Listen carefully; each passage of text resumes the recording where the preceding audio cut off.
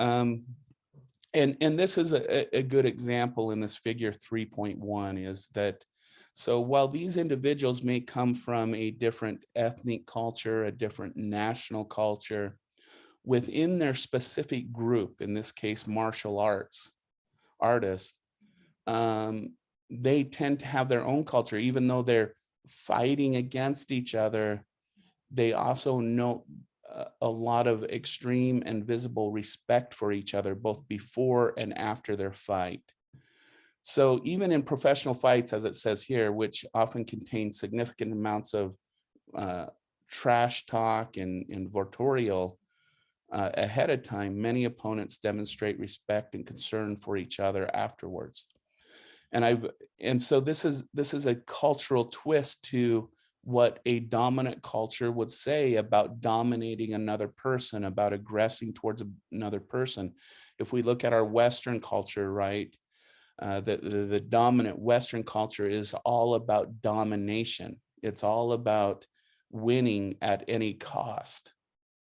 But then when we come to subcultures, we can see that there are subcultures that might even display the same physical attributes such as aggression, winning, but in the end, they still, they do something unique. They show extreme respect for each other. And so this is just a good example of how, you know, we have an overarching culture, and then we can have subcultures within those. Another good example, and we'll come up with this a little bit later, is one of the biggest cultural things is individualism versus collectivism. Individualism tends to be a Western type of thinking, where the individual is responsible for their own success and their own failures. It's all about me and my winning. Whereas in collective cultures is all about the family, in a sense that when I succeed, my family succeeds. When I fail, my family fails. When my family fails, I fail. When my family is successful, I'm successful. So it's this mutual type of thing. Now, both of them bring up their own ideologies and strifes. And so when we compare things like depression and anxiety, it's pretty much a wash, but it's just a different way of viewing. Well, the United States, when we measure the entire country, we tend to score really, really high in individualism.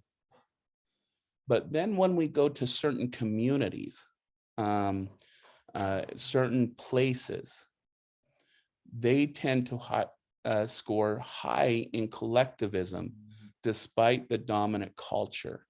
And this is just an example of this. So we see places that, for example, who are highly religious, and the religion is based on the community. The Mormons are an example of this, where there's an adherence to community values. We see that region within Utah, southern Idaho, tends to score pretty high in collectivism. A lot of our Native American communities that have been measured in individualism versus collectivism tend to measure quite higher in collectivism, than even though the overarching United States, the overarching culture tends to score fairly high in individualism. We should also note the difference between culture versus a society. Culture refers to shared beliefs, values, and practices. Beliefs being, for example, in a capitalist society, belief being that you work hard, you will be successful. That's a belief. Values in a capitalist system is that, a value would be people who are have good, hearty values, morals, beliefs will succeed.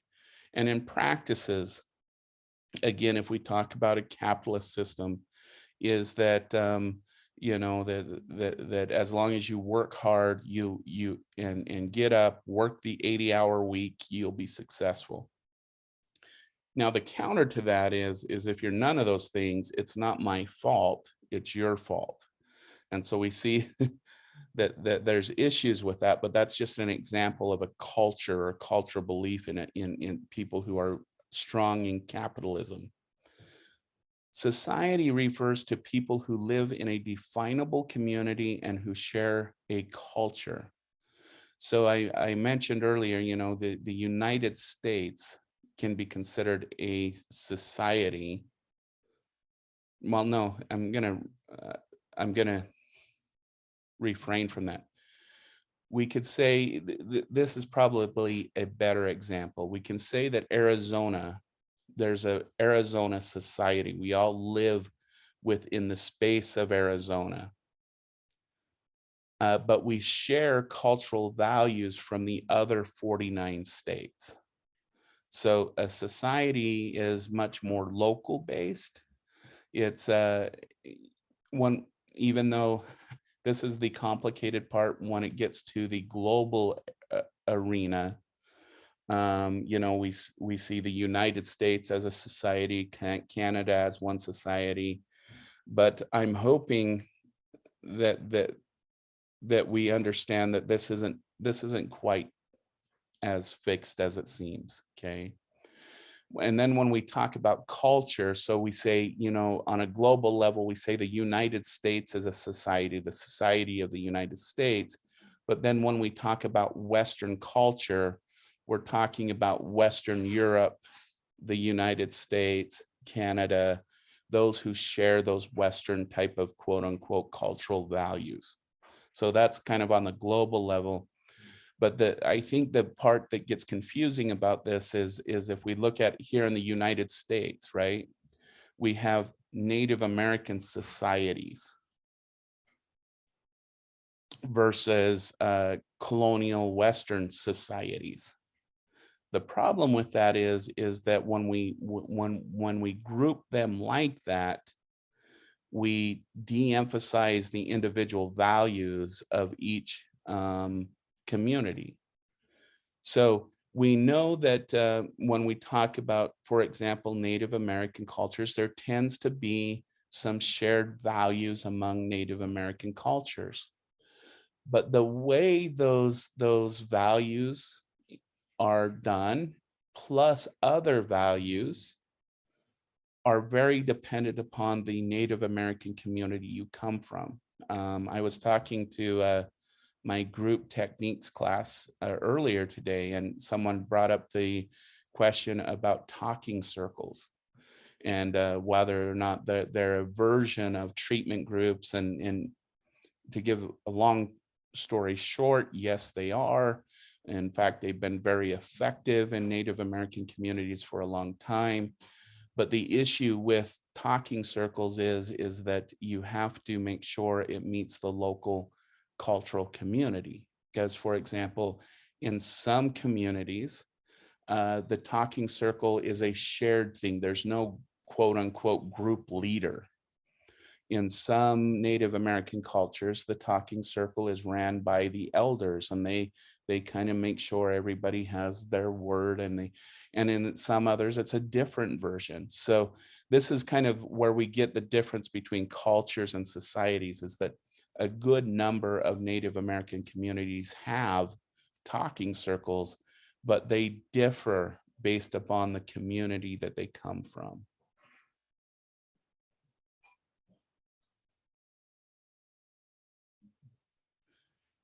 And this kind of this slide here, when I kind of want to explain a little bit about China, about rural versus urban areas. As we may all know, China is one of the most populated places on earth. They've enacted laws to limit the number of children people could have to try and control population growth. But there is still a but what has arisen in China is a clear difference between rural regions and urban regions. In urban regions, yes, they're very crowded. People are neck to neck most of the time.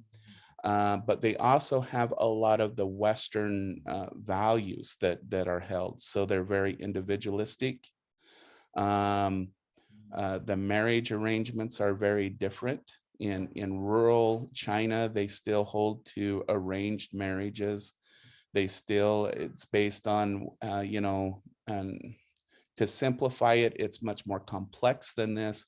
They still rely on, it's more valuable to have a female in rural areas, and it's more valuable to have a male in urban areas as far as children.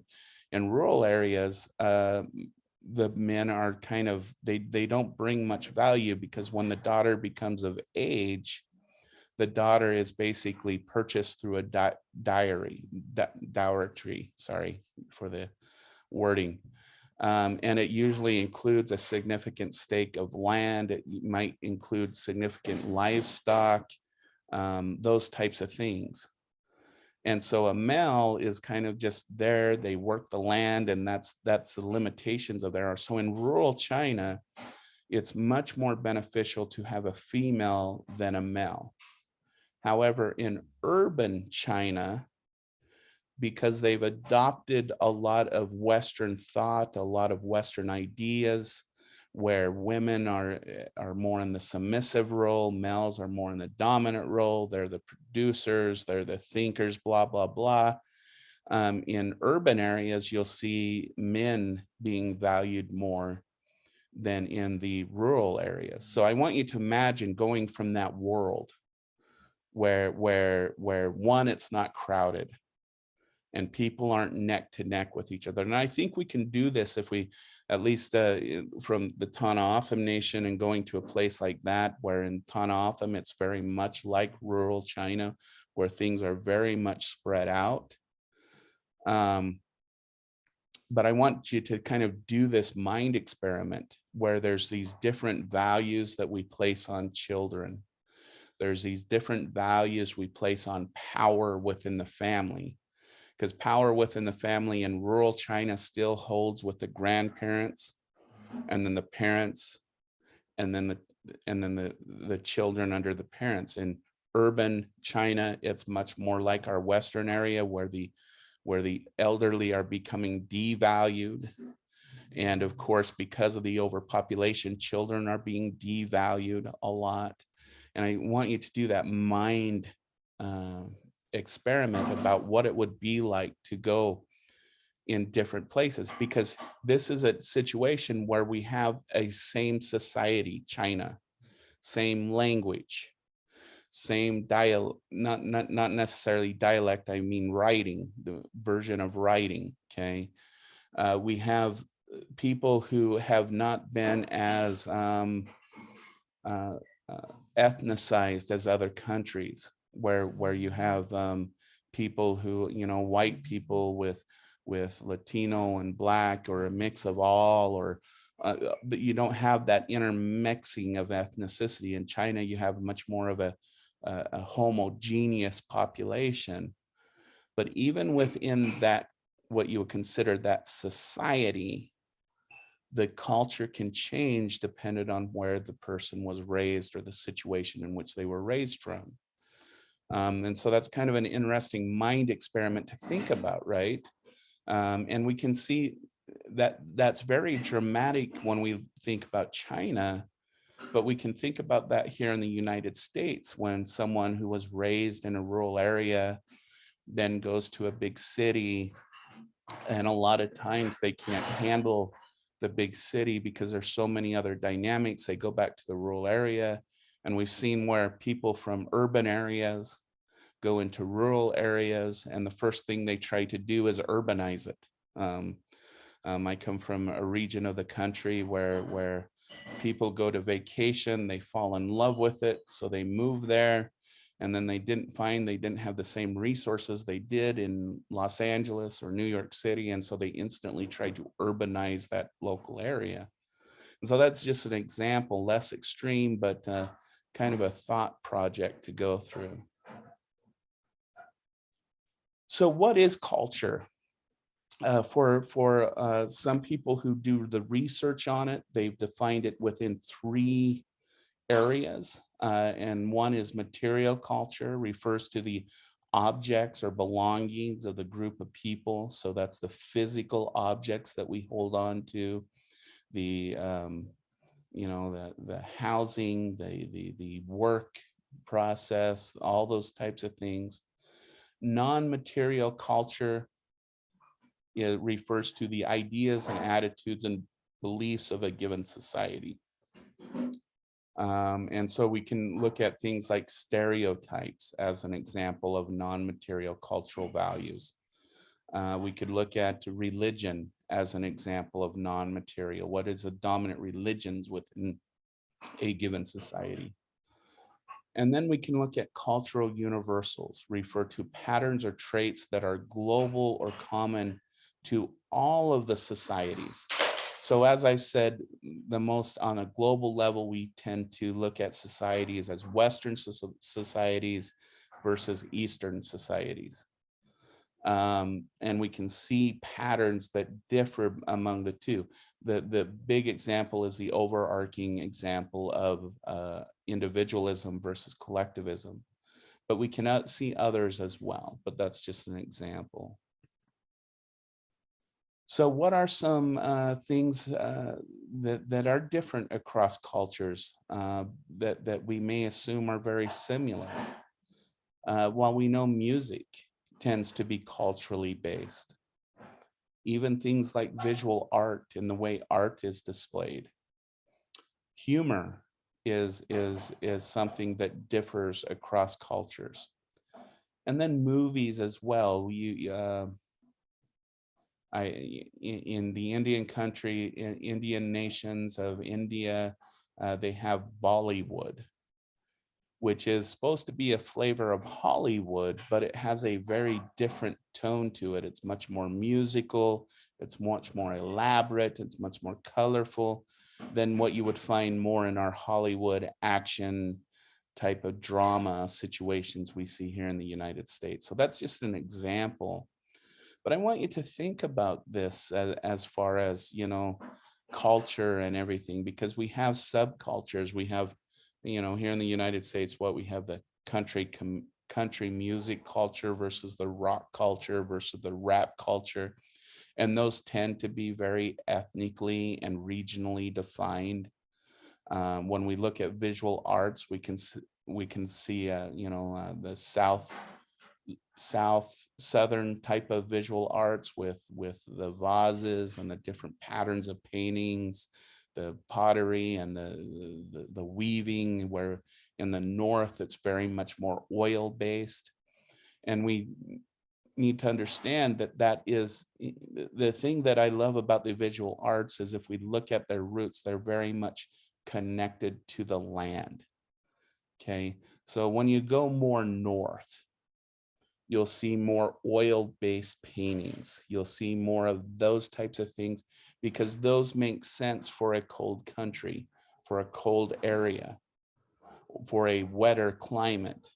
Well, then when you get down here in the Southwest, more vases, more weaving, more pattern-based, make much more sense for our region down here, the region in here. So we see these differences. I'm curious, and you can put it in the chat. So in this slide, it identifies music, visual arts, humor, and movies as things that differentiate cultures. What do you think some other things that differentiate culture? You can unmute yourself or you can put it in the chat. What other things involve cultural differences or things that define a culture?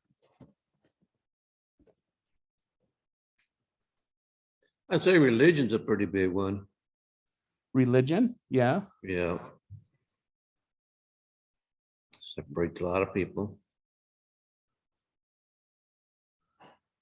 I think religion can definitely put on there. What else do we have? Oops.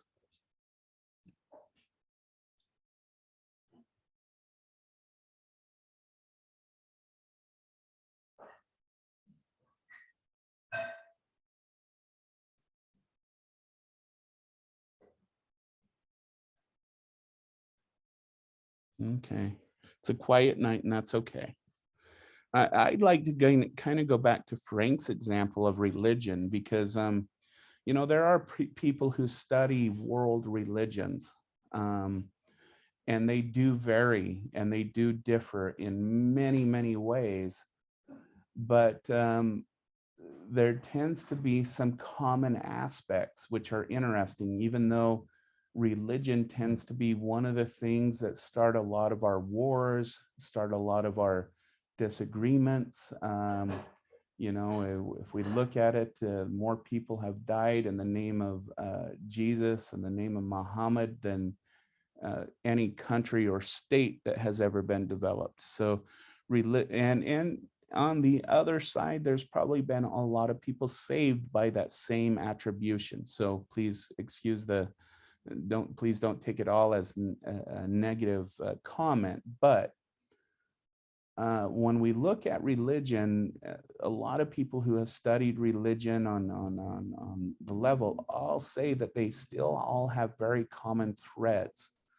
For example, the belief that there's more meaning to life than what we have, that there is a purpose through some superior being that is trying to help us and guide us through life. All of these very common threads, but what differentiates us is the words and the language we use and the beliefs we put behind it, which is kind of an interesting thing, or a kind of an interesting thought experiment. Even when you look at non-deity based religions such as Buddhism, there's still this belief in a higher purpose and a higher being. And it's just kind of an interesting thing to really do if you ever have some extra time or interested in it, is to really look cross-culturally. I remember when I first got into doing therapy with clients, I realized that I had a huge bias based on my own religious beliefs. And that at the time I was working with a large group of individuals who were not my religion, and I had a really, really hard time with it. But it was an enlightening experience when I went and read their religious texts, and I read through their belief systems, and I'm like, wow, they're more like me than they're different from me. And it's just kind of an interesting experiment to do if you ever get curious. But with it, religion does carry a lot of weight, as Frank mentioned. We can see this in the dynamics of Israel and the Palestinians, the movements within the Muslim communities. Even within the same community, you can have division based on different interpretations. So, Frank, I appreciate you bringing that up, because it is an interesting thing, and it'll be interesting to see here in the United States what happens with our faith-based communities, because we're seeing that the United States has largely been Christian, and I have to put this, I guess, slash Catholic. I don't really see the difference, but I apologize for my own ignorance. But so more of the Jesus-based religions, and those are becoming the minority. In fact, it's suggested by 2030 that Christianity as a total religion will be in the minority. But it has guided a lot of American history, supposedly. And a lot of the rhetoric behind our political systems has been based on this idea that the Constitution was ordained by God and Jesus Christ, all of those types of things. But we're seeing a shift here in the United States, where by about 2030, Christianity will actually be in a minority status, under 50% of the population. Right now, I think it sits at about 64%, but it's in a degree's power. So I think, from Frank's point, I think as a scholar, and I hope all of you are thinking about this, is how is the United States going to change as we see this progression of decreased belief in that religion, what does it mean for our culture and our place? It's going to be interesting to see. So thank you for bringing that up, Frank. There are some terms that we should talk about about culture. The first one is ethnocentrism. And this is a practice of evaluating another culture according to the standards of one's own culture. Ethnocentrism, I mean, that was if you study colonialism within the, our communities and whatnot, you'd understand ethnocentrism. Everything is compared to Western standards. This is an example of ethnocentrism. Another example is, when cross-cultural studies, even within the sciences, came about. Everything cross-culturally, when it was a scientific investigation, was always compared to a Western cultural standard. And this is an example of ethnocentrism. When you believe that your culture is right, it's the way to be, and therefore anything to evaluate about another culture should be seen in the negative. I bring this up when I in my psychology classes and my human growth and development classes, when I talk about a developmental theory called Piaget's cognitive theory. He has a 4-stage theory. I won't get into it very much, but basically what they found is that most Western cultures will make it to the third or fourth stage of Piaget's theory, which would be, you would think, the highest level of cognitive functioning, which is being able to think abstractly, the ability to, do those things. And then when we went to and measured his theory in societies like the tribes in the Amazon that have been isolated from Western cultures, or some of the highlands in New Guinea, which have been pretty much untouched because of the environment in those countries, they only make it to about the second level of Piaget's developmental theory. And, from an ethnocentrism point of view, you would think, okay, that proves the superiority of Western society, blah, blah, blah. But upon closer examination, it really doesn't. It really doesn't, because if you took someone from a Western culture and put them in the middle of the Amazon or in the middle of the New Guinea highlands, they would not be able to exist without their tents, their cooking supplies, their technology, and they probably would need a guide from the local area to try and figure out how to exist, how to survive. They would need 1,000 immunity shots and all those things before they even went there. And vice versa. But the ethnocentric view is that, based upon my culture, we're superior because we can do that. When in reality, no, that's not the exact truth or the exact reality. And so that's an example of ethnocentrism. And it's really kind of an ignorant point of view, if you would think about it. If you want to think about someone who you think is culturally ignorant, it's usually someone who is ethnocentric, because they presuppose that their culture is superior or better in some way. Cultural imperialism is a deliberate opposition of one's own culture values on another culture. So this is, if you want to think about cultural imperialism, this is what happened with colonization.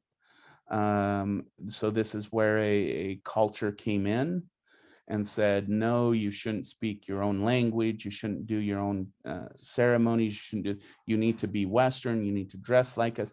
So cultural imperialism is just that, it's a forcing of one's own culture on another group. Cultural shock is an experience of personal disorientation when confronted with unfamiliar ways of life. So this is, again, going back to this example in China of a rural Chinese person going into an urban area for the first time, or vice versa.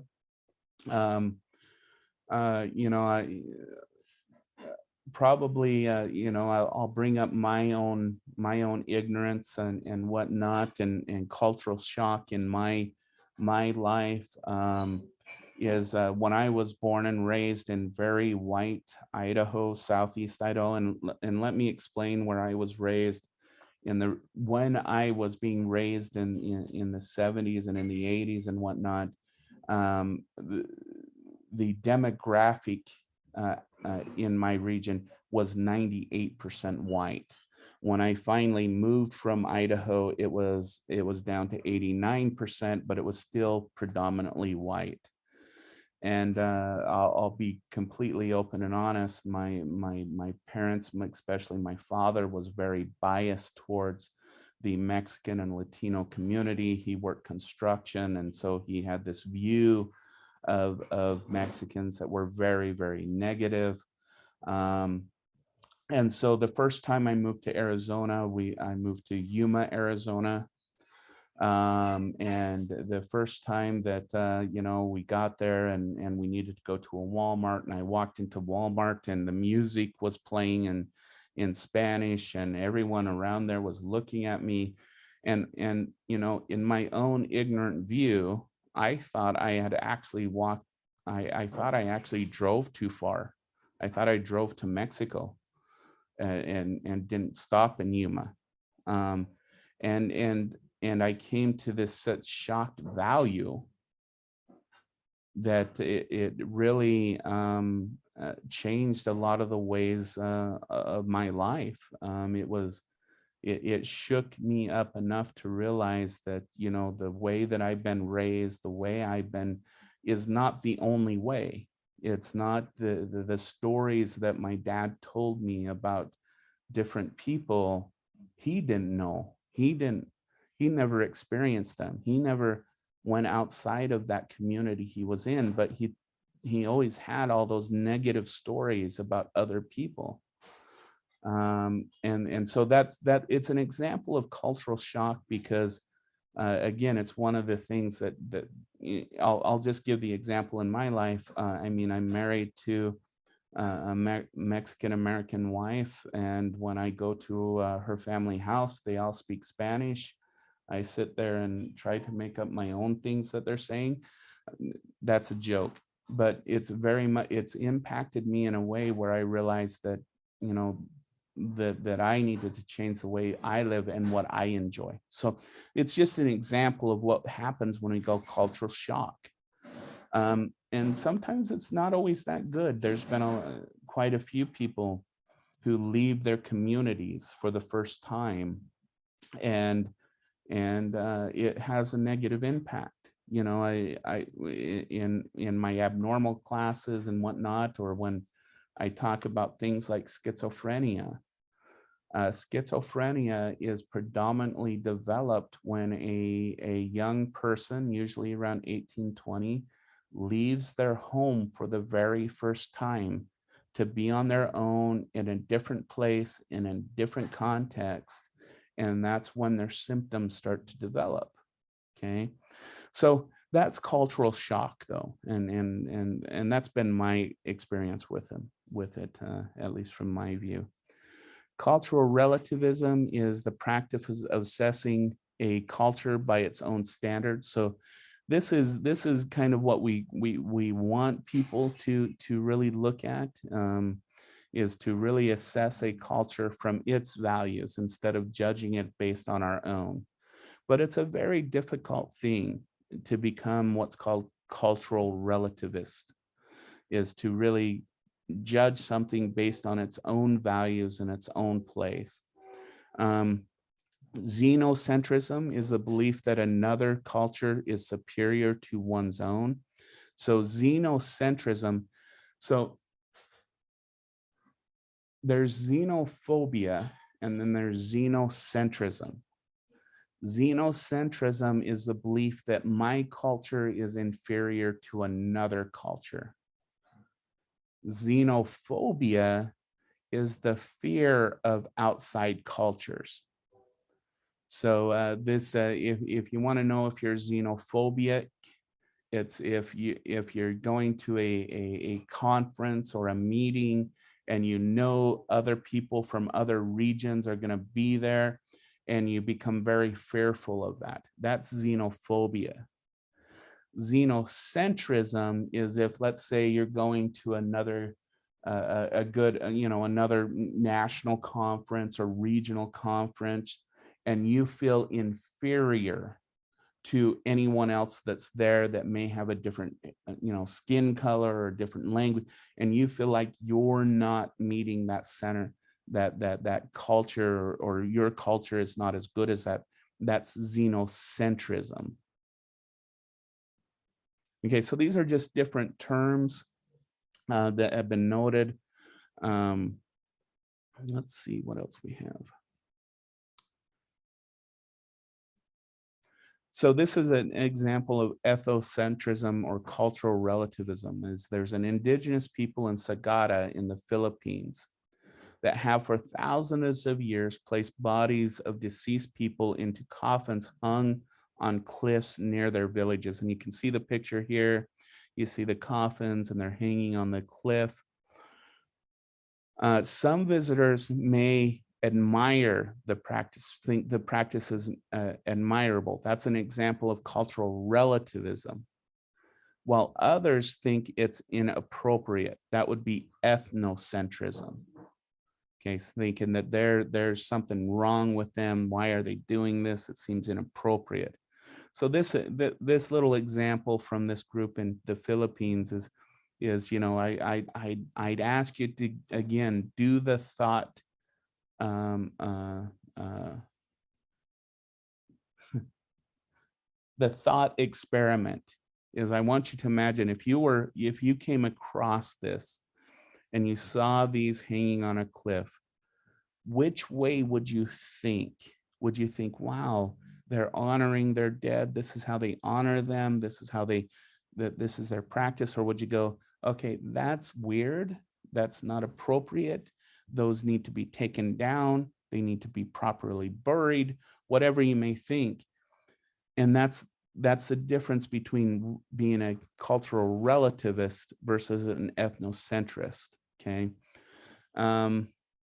And both of these, from a psychological perspective, both of these come from a different perspective. Many people who are ethnocentrism have had their cultures attacked over and over and over, and have always had to defend their culture. And so when they enter into another culture, they tend to, all right. The other way that ethnocentrism occurs is when there's been a dominant culture that you think that your belief system is universal. We can see this in a lot of Western societies.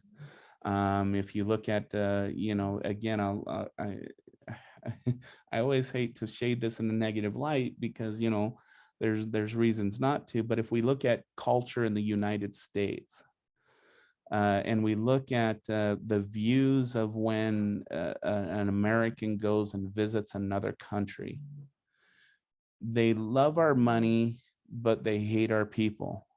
And I'm making a very general term. I'm making this very general. Yes, they want our tourism monies, but they hate dealing with us in a general way because they're always dealing with our judgmentalism about why doesn't the coffee taste this way, or why isn't this, or why, or couldn't you do it better this way? And that's been when we looked at a lot of tourist research, and we look at attitudes towards, for example, Americans, especially white Americans visiting other countries. It really is this idea on a very general term. They love our money.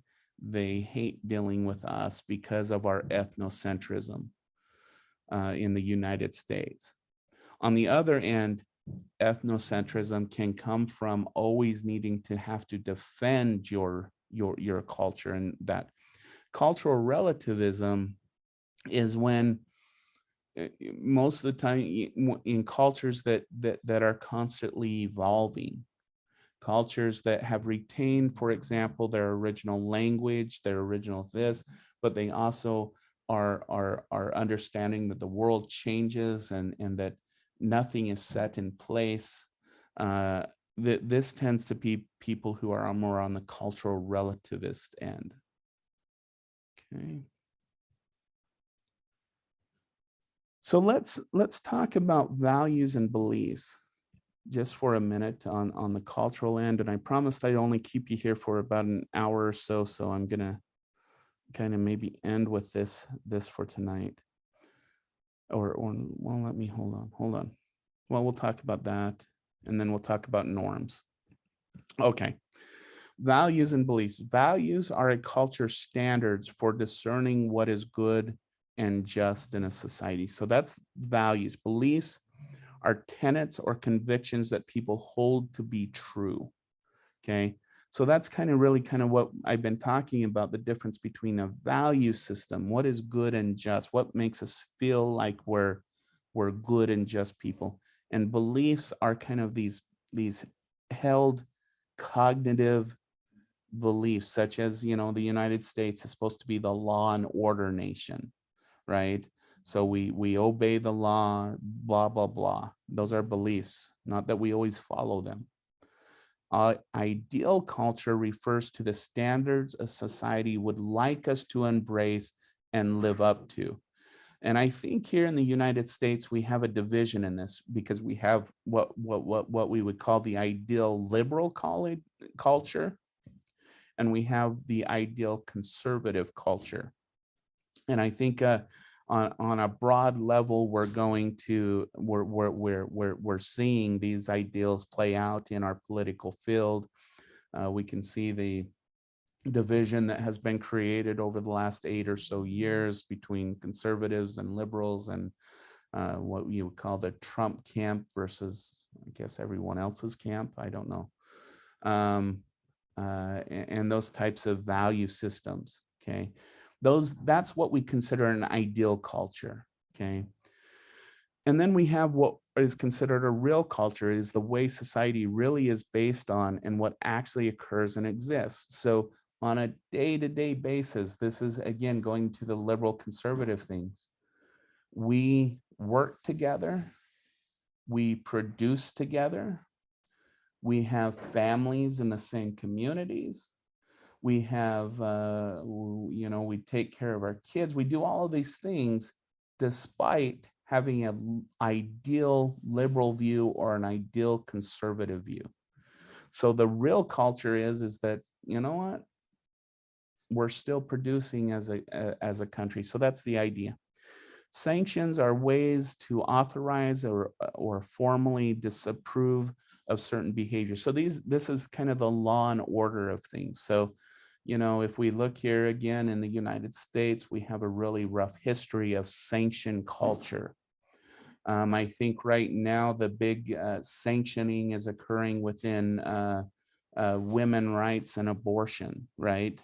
We're seeing a sanctioning of those types of rights that we used to trust our the women who have these children developing in their stomach, and we left that judgment to them, and now we see a sanctioning of that or a controlling of that. We see sanctioning based on skin color again, when we look at things like the things happening on the border. I think it's a perfect example of why sometimes sanctioning is not a logical thing. It's a value-based thing, because if you look at what's happening on the southern border, greater than 90% of the people on the border are seeking help. They're seeking refuge in what they're considering the greatest country on earth. They want our help. But if you look at the reasons we're sanctioning them, we're assuming that they're drug dealers, we're rapists, and all those types of things.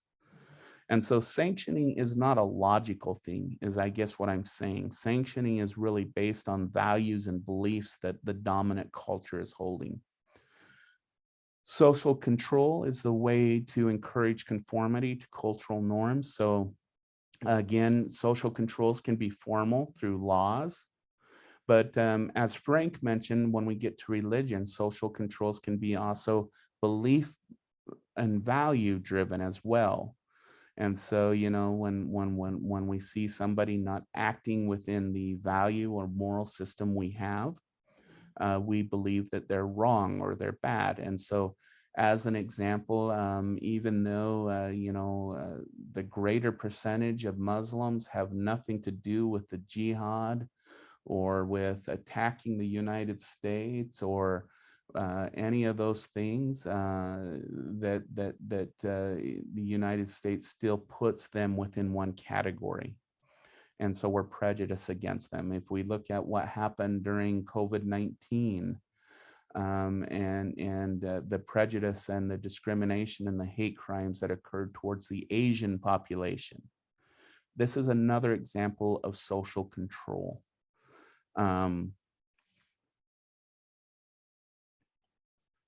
And so, you know, this is another good thought experiment that I'd encourage everybody to do, to think about, especially in our predominant Western culture, even though it's becoming more and more accepted.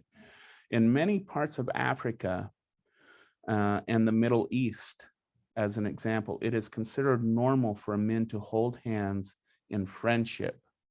And I'd want you to think about this in this thing. So this is a norm. This is a cultural norm within these regions to see two men walking down the street holding hands out of friendship.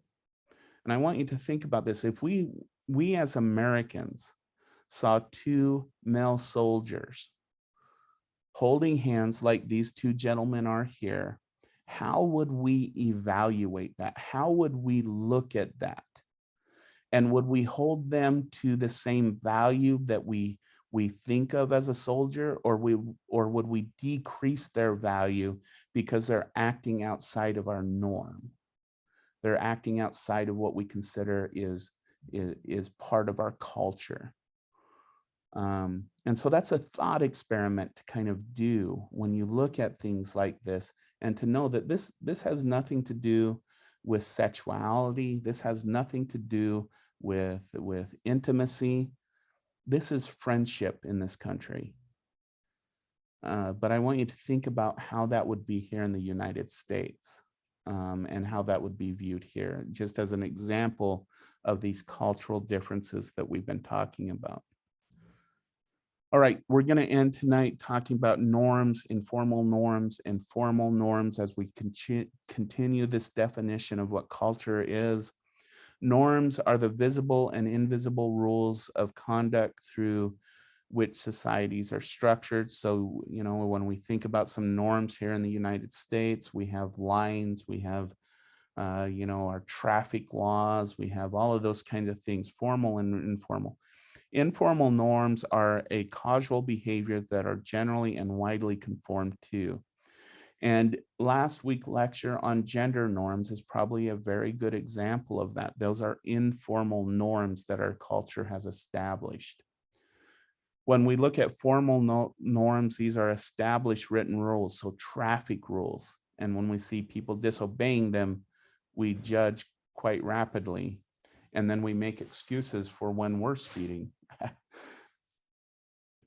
Well, we consider cultural norms as well as other behavioral norms as scientific terms within the discipline. Most sociologists and cultural competency advocates indicate that we should resist a more causal association of what is normal. In other words, we should refer to normal intelligence, normal relationships, and so on as not quite so fixed and rigid. All right, I want to leave symbols and languages for next week, because this is again a topic I really think we should really take some time to talk about. So I'm going to stop sharing right now, and I'm just going to ask everybody,